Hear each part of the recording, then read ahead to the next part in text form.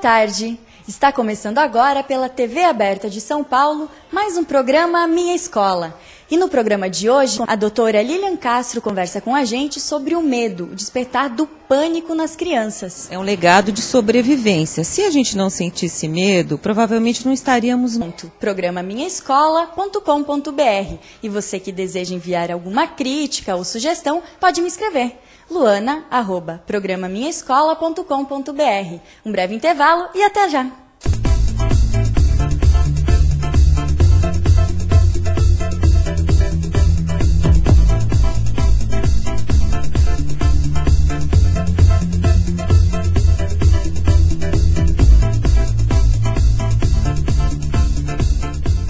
E de volta com o programa, agora vamos conversar com a doutora Lilian Castro sobre o despertar do medo nas crianças. O medo é natural na infância. E para conversar sobre o assunto, a psicóloga clínica, a doutora Lilian Castro, conversa com a gente. Boa tarde, doutora. Doutora, por que as crianças sentem tanto medo na infância? Boa tarde, Luana. Na realidade, o medo é um legado de sobrevivência. Se a gente não sentisse medo, provavelmente não estaríamos mais vivos agora. Quer dizer, a gente sente medo para nos preservar. Ao atravessar uma rua, se a gente não olhasse para os lados, provavelmente a gente já teria sido atropelados. Então, assim, o medo serve para nos proteger contra ameaças externas. Então, assim, sob um determinado aspecto, o medo é muito positivo. Há medos diferentes em diferentes faixas etárias? Sim, os medos são bem diferentes de acordo com cada faixa etária. Por exemplo, se a gente pegar o bebê ele fica muito assustado com ruídos altos, com luzes fortes. E aos 8 meses o bebê tem um medo de separação, de se separar da mãe. Então ele estranha pessoas novas. Se você pegar um bebê de 8 meses no colo, provavelmente ele vai chorar. Que aí ele começa a ter a percepção da mãe e ele estranha. Então aí que começa o medo de estranhos no bebê. Se a gente pegar uma criança mais velha, de uns 2 anos, por exemplo, os medos são diferentes. Então a criança de 2 anos tem medo de palhaços, tem medo de máscaras, tem medo de água. Aquela criança muitas vezes você leva para a praia, você quer levar ela lá no mar, na água, e ela não vai, ela fica com medo. Então, assim, isso é muito comum nessa faixa etária. Dos 3 aos 5 anos, o que a gente observa é assim, a fantasia da criança nessa fase é muito vívida, a fantasia é muito grande. Então, a fantasia se confunde com a realidade. Então, a criança de 3 a 5 anos, ela tem medo de monstros, de bruxas, de fantasmas. Já a criança mais velha, a partir dos 6 anos, ela tem medo de coisas mais reais, de ladrão, de alguma ameaça à integridade dela. Então, os medos vão se tornando mais reais, que tem mais a ver com a realidade que essa criança está inserida. E mais para frente também os medos vão mudando. O medo do adolescente é diferente do medo da criança. Cada faixa etária tem um medo, seu medo específico. Tenho uma história pra contar que é de arrepiar. Quando eu entrei naquela coisa, fez meu sangue gelar. Na primeira curva de machado na mão, vi uma caveira e muitos ossos espalhados no chão. Este medo, ele pode ocasionar coisas mais sérias, como pânico ou crises nervosas? Sim, porque se a gente pegar, por exemplo, uma criança que tem uma fobia, que é assim, um medo enorme de alguma coisa, de alguma situação, por exemplo, uma criança que tem fobia de cachorro. Então, assim, ela pode, frente a um animal, ter reações de desespero, de choro e até ter uma crise de pânico de tanto medo que ela sente naquele momento. Então, pode sim, pode desencadear muito nervosismo e até uma crise de pânico.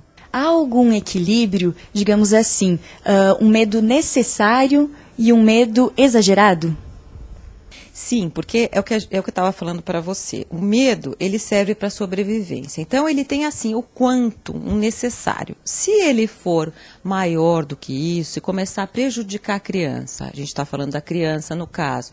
Então, a criança não sair mais de casa, Por exemplo, a criança que tem fobia de cachorro. Então, ela sabe que se ela for numa casa que tem cachorro, ela já não vai. Então, ela começa a ficar dentro de casa. Então, esse medo vai prejudicando a vida dela. A criança que tem ansiedade de separação, que não consegue se separar dos seus pais.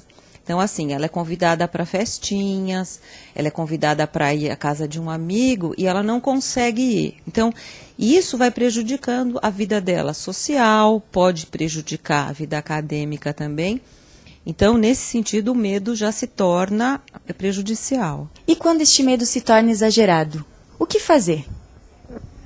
Então, aí é a hora de procurar um psicólogo, um especialista, que vai fazer uma avaliação da criança para ver qual é a conduta necessária, como é que essa criança pode ser ajudada. E como os pais podem lidar em situação de medo? Então, aí precisa ver também como é que a criança está se sentindo. Se a criança começa a gritar, ter uma reação exagerada de medo, os pais não vão expor a criança ao medo, mas assim... O que eu diria que, assim, do mesmo jeito que a criança adquiriu esse medo, ela pode deixar de ter esse medo. Então, assim, para a criança que tem um medinho, não é aquele medo aterrorizante, seria muito bom que os pais fossem levando a criança a entrar em contato com esse objeto do medo. Mas de uma forma bem tranquila a princípio. Por exemplo, no caso daquela criança que tem medo, tem fobia de cachorro. Começar a mostrar para a criança cachorros em revistas, aí ela recorta o cachorro, depois ela vai ao cinema ver algum filme de cachorro, até que ela possa entrar em contato com o cachorro propriamente dito, um cachorro manso, em que ela possa se acostumar para que o medo vá diminuindo e que isso vá passando. Porque assim, tem outra coisa, os medos são transitórios. Foi feita uma pesquisa que 90% das crianças de 2 a 14 anos têm medo. Só que esses medos vão desaparecendo com a idade. Agora, aquele medo que permanece, e ele pode se transformar num transtorno de ansiedade. Aí sim, ele precisa ser tratado. De tanto medo eu gritei.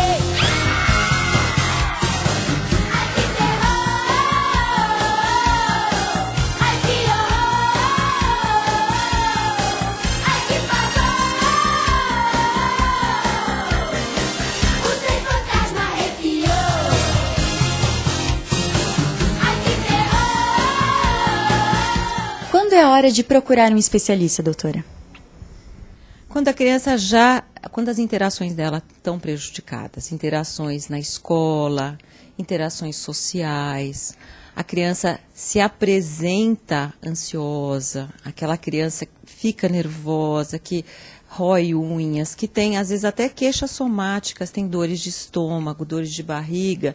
Então, assim, aí é um momento em que os pais deverão procurar uma ajuda. Por quê? Porque a gente sabe que quando a criança é trabalhada precocemente, a possibilidade, às vezes, de evitar que um transtorno de ansiedade se desenvolva é grande.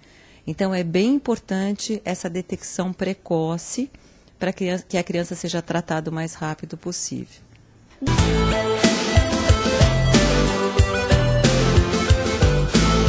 E o programa Minha Escola vai ficando por aqui, agradecendo o seu carinho e a sua audiência. Lembrando vocês de casa o nosso site www.programaminhaescola.com.br. Fiquem com Deus e até o próximo sábado.